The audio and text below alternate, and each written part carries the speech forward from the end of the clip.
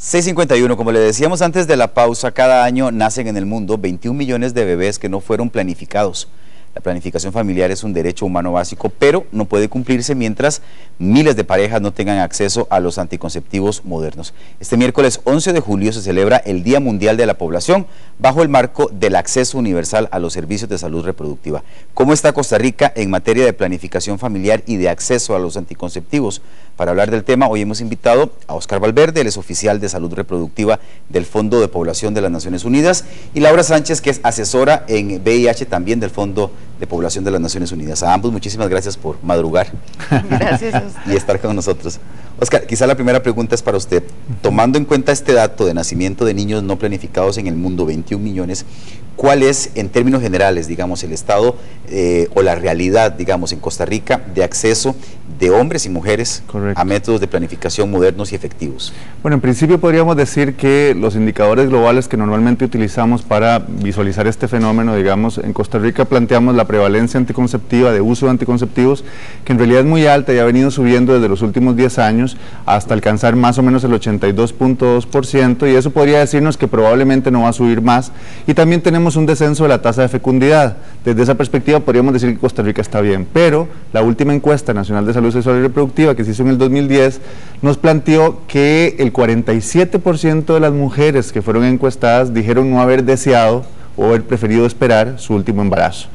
Y de hecho es 5 puntos porcentuales más que hace 10 años en la encuesta anterior, lo cual nos plantea que hay un problemita de acceso, hay un problemita de control, digamos, del método anticonceptivo, y algo que se ha venido señalando es que en la Caja del Seguro Social, digamos, si bien tenemos, digamos, una cobertura bastante amplia, en realidad los métodos anticonceptivos no se han revisado ni se han, digamos, actualizado con métodos anticonceptivos de última generación, lo cual hace que, y esto lo hemos podido comprobar con entrevistas a mujeres, que hay muchas mujeres que no hacen un uso adecuado del método porque tiene demasiados efectos secundarios, mientras que mujeres que sí tienen recursos pueden ir a la farmacia a comprar, digamos, métodos anticonceptivos de última generación que tienen muchísimo menos impacto, digamos, en términos de efecto secundario y son igualmente, digamos, efectivos. Entonces, desde esa perspectiva tenemos una primera situación que hay que atender, y es importante decir además que ese 47% de no deseo del embarazo, del último embarazo, sube a 70% entre adolescentes, y sabemos que es un problema,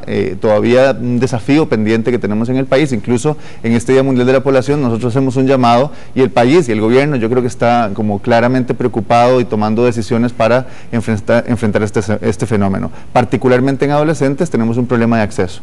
Efectivamente, la forma en cómo se distribuye, digamos, los métodos anticonceptivos, particularmente el condón, es un tema que dificulta a los jóvenes por su dinámica acceder a los métodos. Digamos, un joven tendría que levantarse a las 5 de la mañana a pedir una cita para pedir un condón, digamos, y poder tener una relación sexual protegida.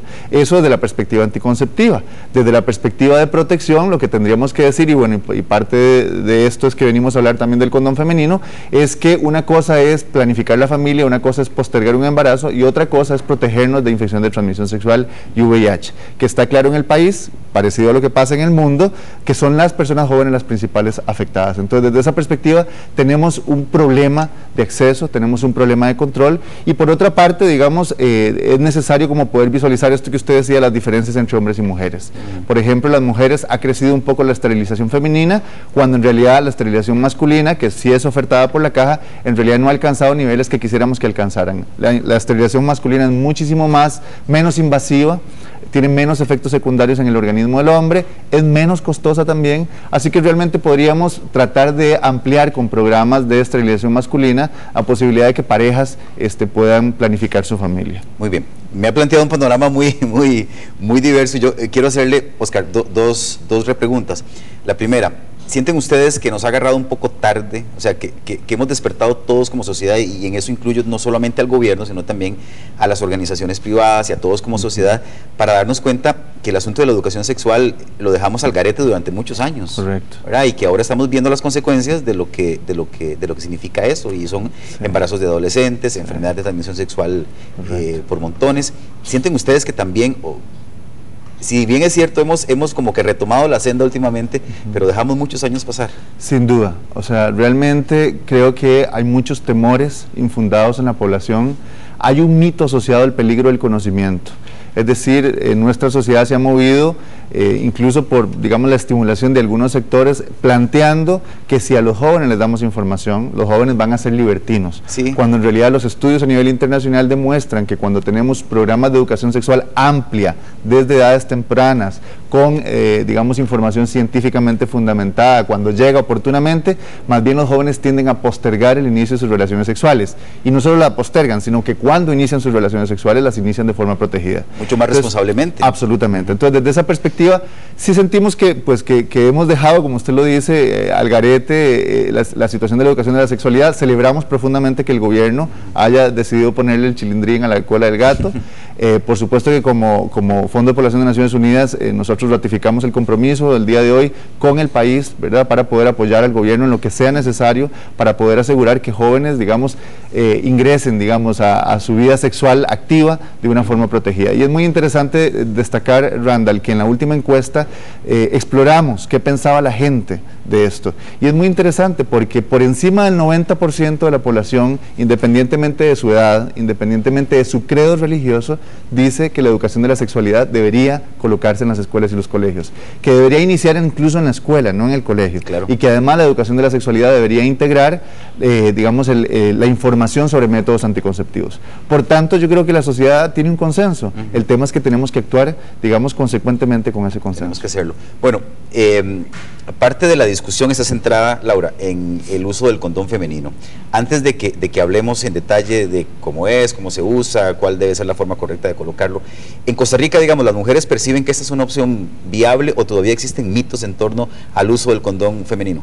Bueno, justamente hoy presentamos un estudio de aceptabilidad del condón femenino, porque ahora que lo mostremos, alguna gente dice, ay, ese método está muy raro, muy feo, probablemente a las mujeres no les va a gustar, y en Costa Rica no está disponible ni en el sector privado ni en el sector público, de forma tal que uno de los datos que nos hacía falta en el país era conocer si las mujeres estarían dispuestas a utilizar este método, porque suele ser una evidencia necesaria para que puedan tomarse decisiones en el país con respecto a si ofertarlo.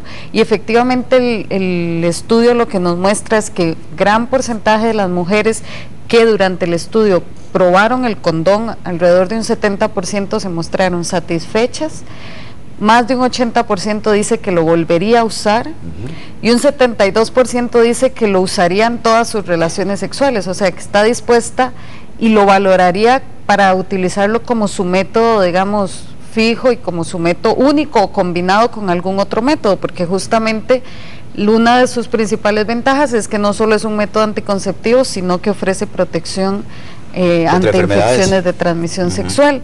Entonces, en realidad el estudio lo que nos muestra es que hay una gran aceptación del método, que efectivamente las primeras veces puede ser que las mujeres tengan temores con respecto a cómo utilizarlo, cómo colocarlo, pero que luego eso va descendiendo y la experiencia se torna satisfactoria, no solo para ella, sino para sus parejas, que también es la otra gran duda. Muchos hombres la primera vez al verlo dicen, eso está muy feo, muy horrible, eso es poco sexy, ¿verdad? Sí, sí. Pero en general también los hombres de parejas de estas mujeres se mostraron satisfechos con el uso del condón, de forma tal que parece ser un método que las personas podrían utilizar y querrían utilizar si estuviera disponible. Sí, muchas veces es falta de información o desconocimiento, ¿verdad?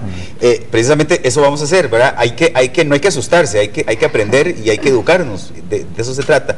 Laura y Oscar han traído un modelo anatómico que simula un órgano reproductor femenino y traemos un modelo de condón. Entonces, usted que es la experta, nos va a enseñar a todos cómo se coloca. ¿Cómo se coloca?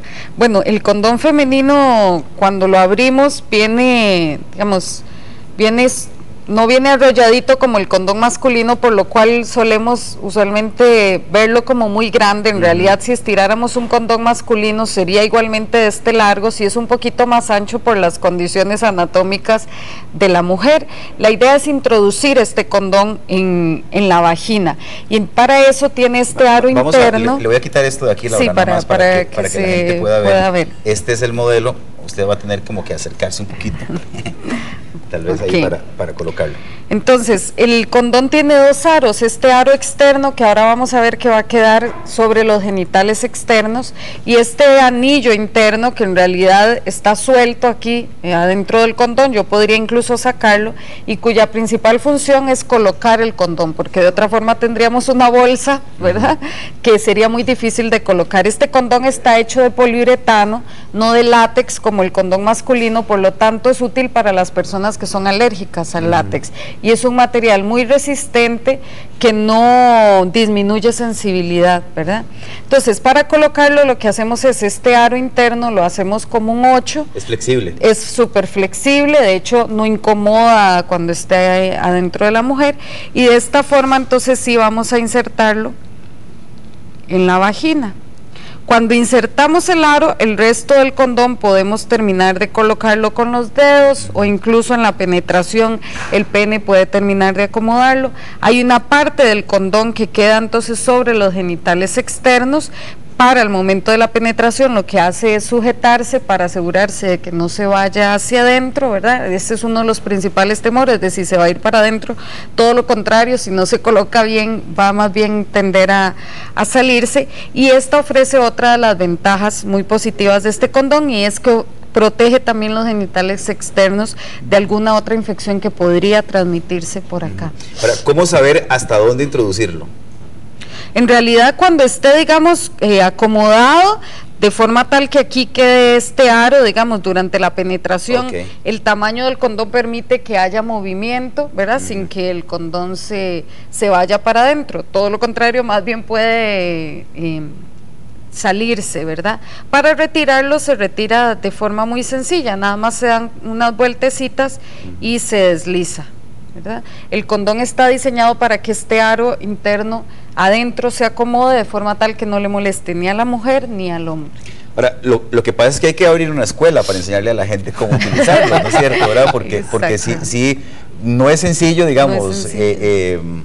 A ver, lo que quiero decir es que no se ve complicado, porque usted lo sabe utilizar porque se ha preparado para eso, pero en las labores que ustedes realizan de inducción, digamos, de las mujeres a las que se los han dado a probar, ¿qué han dicho? O sea, ¿lo han manejado rápidamente? Bueno, justamente eso fue, en el estudio primero tuvimos que capacitar a las mujeres sobre cómo hacerlo, y es de las cosas que más cuesta las primeras veces. O sea, las primeras veces que se utiliza, las mujeres lo que dicen es que me costó, ¿verdad?, aprender a utilizarlo.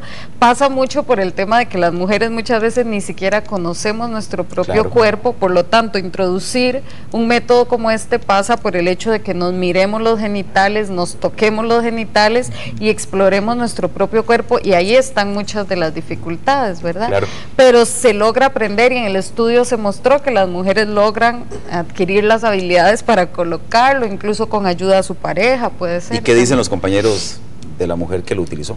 En realidad se mostraron muy satisfechos porque dicen que no aprieta tanto como el condón masculino. O sea, obviamente ellos no lo tienen colocado sobre el pene, que el condón masculino muchas veces no les gusta a los hombres porque dicen que sienten apretado, ¿verdad?